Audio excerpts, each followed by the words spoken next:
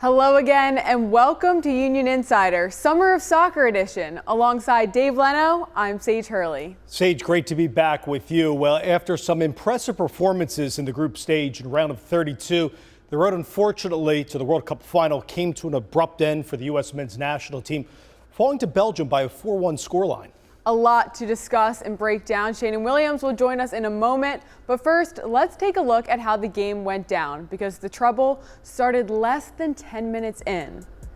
Charles de Ketelaere put Belgium ahead in the 9th minute. Malik Tillman answered in the 31st minute with a stunning second free kick in this year's tournament, and you could feel the release. The crowd got into it immediately. But the lead was to be short-lived. 2 minutes later, de Ketelaere headed home a stood-up cross to make it 2-1, and Belgium really never looked back, adding a third 12 minutes into the second half and a fourth in stoppage time. Mauricio Pochettino's team are now out of the 2026 World Cup. Here to discuss the finer points of what took place Monday night, joining us is former Union defender Sheanon Williams. Sheanon, we've seen more than one very talented team look plain ordinary in some games, Belgium being one of them. But in this game, they had more than 3 times the XG than the U.S., who had 2 shots on target. No big chances created. What's your immediate reaction to this result? Yeah, I think my immediate reaction is that I'm disappointed. I thought they would have a better showing. I thought that they would be ready for this game, and it just seemed like the moment was too big. I thought right from the opening whistle they were under siege. They finally started to make their way back into the game, especially after the free kick. And then obviously you get gut punched and you give up a second goal. And then you're starting to make your way back into the game before that 60th minute or around the 60th minute third goal. And I think that was kind of the final nail in the coffin. And that's why you're so disappointed when it comes to today now, just feeling that disappointment of the loss and that the U.S. is out. I have to give Belgium manager Rudy Garcia a ton of credit with the lineup that he put out. And guys that are their studs were rested coming into the second half. De Bruyne didn't even play the whole game. Lukaku had that 4th goal in the game as well. But I want to talk about Belgium's press triggers and the intensity, physicality. That, for me, was a lot of troubling moments for the U.S. out of the back. What did you think of the intensity from Belgium that led the Red Devils to prevailing in this? Yeah, I thought that they turned the U.S. over so easily, especially when you look at their goals. A lot of them are coming off U.S. turnovers, especially that third one that Matt Freese gives up. And those are the things that Belgium forced you into by the way that they were pressing, by the way they were letting you have the ball at certain moments. And they did such a good job of just crowding the U.S. off the ball and then looking to then create chances off that. And you saw that they put them to the sword just by punishing mistakes. Dave, I want to throw a question your way. What was your experience like watching this one at home? I was watching with the family, and we were all visibly frustrated and distraught watching this with my 6-year-old Hudson, my mom and dad, my 2-year-old Logan, and my wife couldn't hang out. It was a little bit late to watch this one. But I think immediately when we see former Union goalkeeper Matt Freese make that eye-popping save 51 seconds in, we're like, uh-oh, here comes Belgium. And de Ketelaere, as Sage, you mentioned at the start, for me, I didn't think he was going to make these sharp runs in behind, but tactically, good at his feet, good in the air, superb on the 2 goals for him.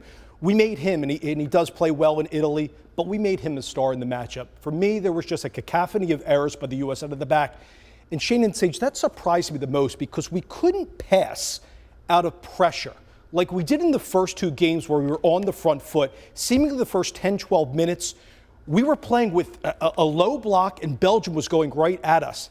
How come we couldn't pass, make those 3, 4, 5 pass combinations, Sheanon, to progress up the field in transition? I didn't think that was there at all. Yeah, I thought that was a confidence thing, and I think that's when I look at the game and I think maybe this was too big of a stage for them at this point.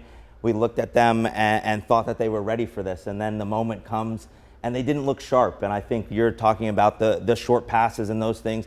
It looked like they were missing the easy passes, the ones that you're supposed to connect. And there's no easy passes in the game per se, but again, the things that you're expected to do and that they have done so well leading up to this, it collapsed on them. Tyler Adams sprayed one really good ball up ahead that Freeman couldn't settle. And for me, Sheanon and Sage, they couldn't release Freeman on the right. They were playing with a back 3, and I was saying, you asked me what the experience was like back home. I was saying to myself, you got to get out of the back 3, you got to play the back 4, and you got to get Dest off the field. I think it wasn't the strongest 45, and you saw that change as well. Robinson was high up on the left. How come they didn't get their fullbacks advance with the back three in your eyes? I know Robinson did on the left with overloads, but maybe not so much with Freeman on the right. Well, to get those outside backs forward, you're going to need possession. And when you're giving the ball away so cheaply, it becomes really hard to then get forward and get those guys advanced and up high. I think with the cheap loss of possession, that kept them sitting so deep and didn't allow them to really get out of their own end. And then by the time you start to lose so many balls, you stop making that run. So again, I think Belgium came in with the right game plan, and it showed. And they were ready for this game, and I think that makes a huge difference. Dave, let's talk Christian Pulisic. 0 shots, 36 touches, goes off after injuring himself 60 minutes in. Pretty much nightmare fuel scenario in that game. How close to 100% do you think he was before the game, and did that impact him coming out early? He wasn't healthy at all, in my opinion, in the matchup. Just everything I've read, everything that I've seen. This is a guy that he was putting the team on his back, and only 1 goal in the last 8 appearances internationally with the U.S. for Pulisic. Went for a drought over 20 games previous to that. Skipped out on the Gold Cup to prepare for this very moment, but fortunately got hurt in the Paraguay game. You didn't see him against Australia. Comes back though in the end against Turkey in the second 45. And for me, what Belgium did well tactically is that they got Pulisic going deeper to defend. He couldn't release high. By my counts, he lost possessions 11 times in the matchup against Belgium. It just seemed like he was a step too slow, and I think respectfully, he wasn't fully fit to play this game. And I think a lot of people in hindsight would say maybe it's more of a game for Weah to come in a little bit earlier, or a Haji Wright.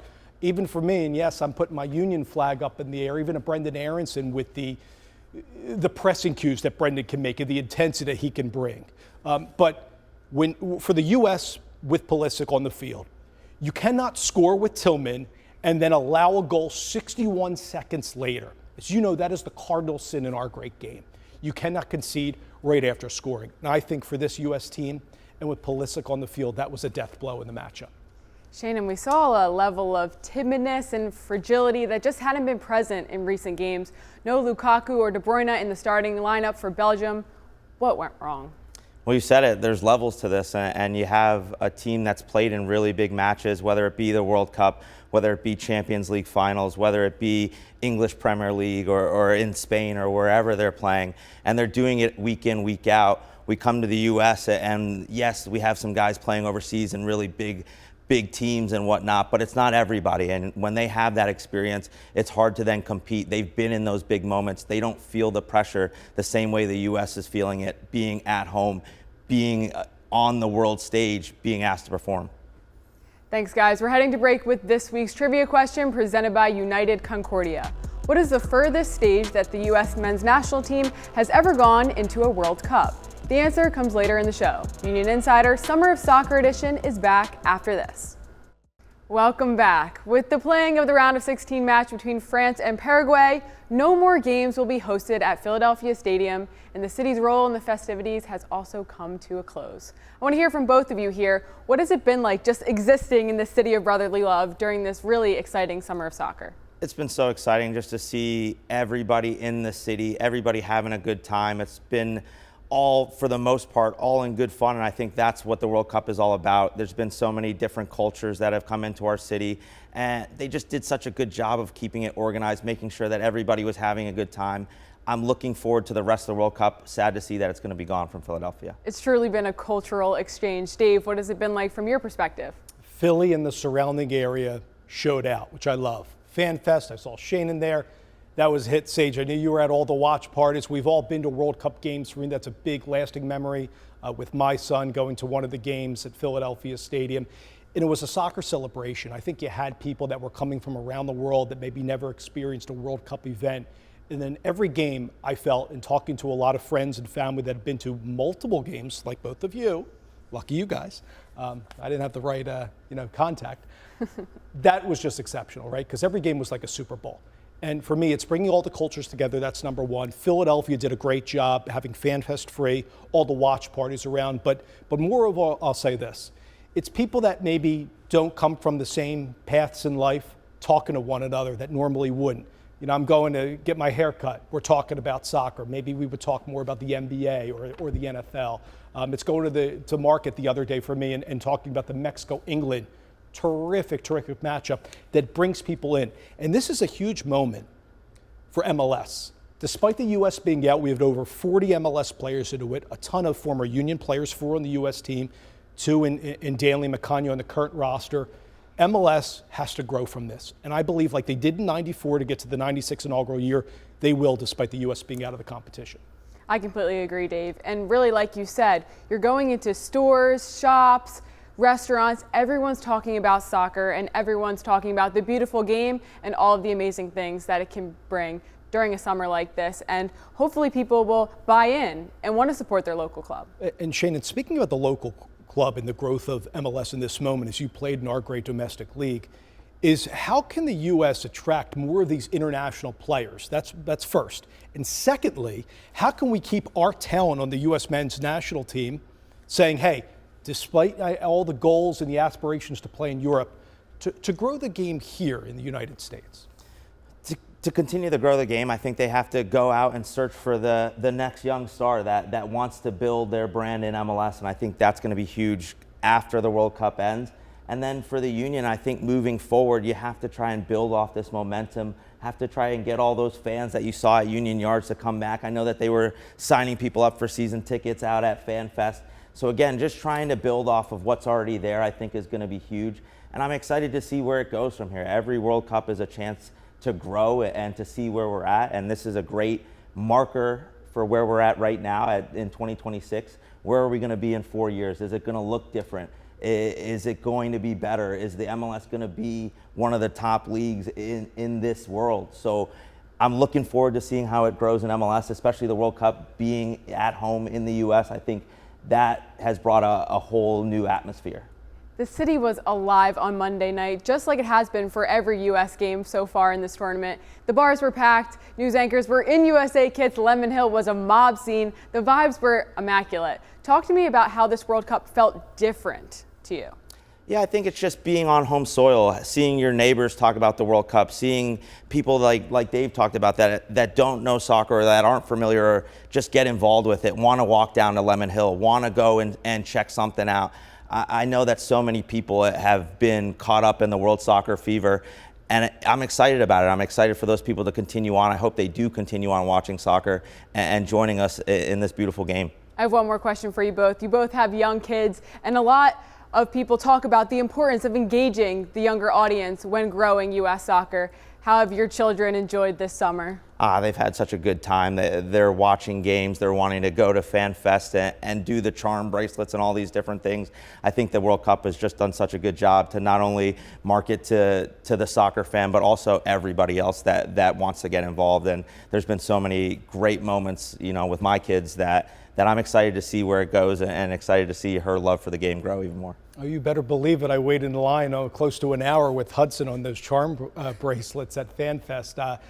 We're kicking the ball around the house. We're having a great time. And also, and I said this on last week's show, it's getting to know the players internationally that you really have no idea who they are and their background. Now fans are becoming, following Cape Verde when they played Argentina, and that goalkeeper that's made a heck of a run. Erling Haaland as well for Norway. Like we always say, we're rowing, right, the Viking boat here. So there are teams to follow, to cheer for despite the U.S., but I think seeing all these kids that I see around the Delaware Valley in soccer kits, in jerseys, getting the gear, supporting what Sheanon said, and hit the nail on the head, Sage. It's having the World Cup here, U.S., Mexico, and Canada. That's going to help us in the growth of our sport for years to come. I agree, Dave. While the U.S. is out, the tournament goes on. There are still some huge games coming up, and we're going to talk about them. It's time for Subaru Key Games. Dave, I'll start with you. France-Morocco on Thursday. France have looked unstoppable. Kylian Mbappe just cannot stop scoring. Think Morocco will give them a game? They need it, but they do have an injury up top in Bayern's Ismail Sabiri. He suffered a hamstring injury. He's key up top in the fulcrum in the attack for Morocco, so if he doesn't play, others need to step up like Diaz and Rahimi, Unahi as well. Have to be key against a backline that I think is very stout for France. But when you consider what Mbappe's doing in the Golden Boot race with Lionel Messi, with Erling Haaland. I think Mbappe is going to show out like he did against Paraguay at Philadelphia Stadium in our background. I like France in the matchup, but I think it's going to be a key game for the goalkeeper of Morocco, Hakiri, who stars on the right for PSG in the back. Defensively, I have questions for Morocco in the matchup. They come in with a 34-game unbeaten streak. I think France is a favorite to go to the World Cup final. I like them in the matchup. It's going to be a fun one nonetheless. Sheanon, on Friday, it's Spain, Belgium. Both teams have had up and down performances. What are you watching for in that one? It's going to be a contrast of two different styles. You're going to see the possession base that Spain likes to play, keeping the ball, looking for not every chance, but the right chance. And then it's going to be Belgium, who I think will play more on the counter, look to sit deeper, and look to then spring De Ketelaere or Lukaku up top, depending on who they end up putting out for this game. I think this will be a really good matchup and one that I think Spain has the edge in. We'll turn our attention back to the Union when we return to tell you about which Union player has been shining bright on TV and everything you need to know about the return to play. Stay close, we're coming right back. Back with our Summer of Soccer update presented by Torque. Union captain Alejandro Bedoya has been moonlighting as a broadcaster for Telemundo during the World Cup, traveling on location with former national team striker Josie Altidore, and has gotten to rub shoulders with some of the game's greats, connecting with France head coach Didier Deschamps and Brazilian legend Dunga. Time to talk a little Union as we begin to refocus on the Major League Soccer picture. The Boys in Blue haven't played a league match since May 24th. First game back for them is a midweek match against the Red Bulls, followed up with a visit from the Sounders 2 weeks from tonight. Ryan Richter at the helm as interim head coach. Sheanon, you've experienced a couple of coaching changes during your playing career. What changes do you expect with the new coach at the helm for the Union? Yeah, I think they'll be a little bit pragmatic. I think that they'll sit a little bit deeper, try to shore up that defense to see if they can use that as a springboard. You know that they can score goals. You know that they can create chances. I think for me, the problem this season has been the defense and giving up too many goals, being a little too naive, trying to do some things out of the back. So I look for Ryan to fix that problem first and then go from there. Dave, Ryan Richter is a coach that we're very familiar with over at the Union. What do you expect with him at the helm? Ryan and I go back a long way. We're both from the Bucks County area. He was a stud athlete at William Tennant High School and at LaSalle in college. He's a pro as well, multiple leagues. Really happy for him. I remember in 2016, I was the voice of Bethlehem Steel, and the guy they were marketing around was Ryan Richter, our captain, and another player, Derek Jones. So happy for Ryan. Been around the team, obviously. He's a first-team assistant, Union 2 head coach through the academy at different points. Now gets the interim tag here. And I agree with Sheanon. He's going to clean up that back. A question mark that I have for the technical staff and Ryan is what they're going to do at left back in the matchup. There's been injuries with Jeff Seary at center back. How are he and McConaughey, if that's the pairing moving forward, to help along with Gaynor Martinez as well. And then it's also in the midfield too. Lukic, if Danley comes back to this team from the World Cup, how do they fare? Because they need to have performances like we saw last season. And then it's trying to get an anemic attack to be more prolific. Guys like Damiani, Alado, and company need to score up top. When you have a lead, like the U.S. couldn't do, Sage and Sheanon, they have to hold it. Too many times recently when the Union have played, they've relinquished a ton of leads and chances where they tied games, and we've seen goals at the death. That cannot happen in the back end of the season with plenty of time to go. One weapon Ryan Richter will have at some point is Quinn Sullivan, who is well on his way in the road to recovery. Sheanon, what kind of lift can he give this team? Dave talked about that anemic attack, and this is somebody that we know is going to attack the goal. We know is going to take people on. It's going to be about how quickly he can gain that confidence back, and I hope to see him back at full form as soon as possible. One more hydration break to sneak in. We'll put a bow on this one with our final whistle conversation next. You're watching Union Insider Summer of Soccer Edition, presented by Independence Blue Cross. We're back with the answer to this week's trivia question, presented by United Concordia. Earlier we asked you, what is the furthest that the U.S. men's national team has ever made it into a World Cup? The answer, the semifinals, which happened in the very first World Cup in 1930, the U.S. ultimately falling to Argentina in the penultimate round of the tournament. That brings us to this week's final whistle discussion, presented by Allstate. This week's topic, what has been your favorite World Cup memory? Sheanon? For me, it's the Cape Verde against Spain game. I think anytime a small country does something as big as tying a giant like Spain, I think that really sent some shockwaves into the tournament and really got us going. Dave? For me, it's the Mexico-England game. That's a type of matchup that people that don't give a you-know-what about soccer, and they get them hooked. They have the bug, and they're following the World Cup. Marvelous performance in that one by Kane and Bellingham. And look for England under their German manager, Tuchel, to turn some heads in the latter stages of this World Cup. There's so many games that I could choose. They've really been so exciting, but my favorite moment of the World Cup was taking my dad to a game. He just retired from being a high school principal, so it was really cool to spend that time with him and watch France and Iraq at Philadelphia Stadium and get to experience it alongside with my dad, who supported me throughout my entire career. So it's been awesome. Love that. That's all we have time for this week. My thanks to Sheanon and Dave, and to you for hanging out with us here on Union Insider. We'll see you next time.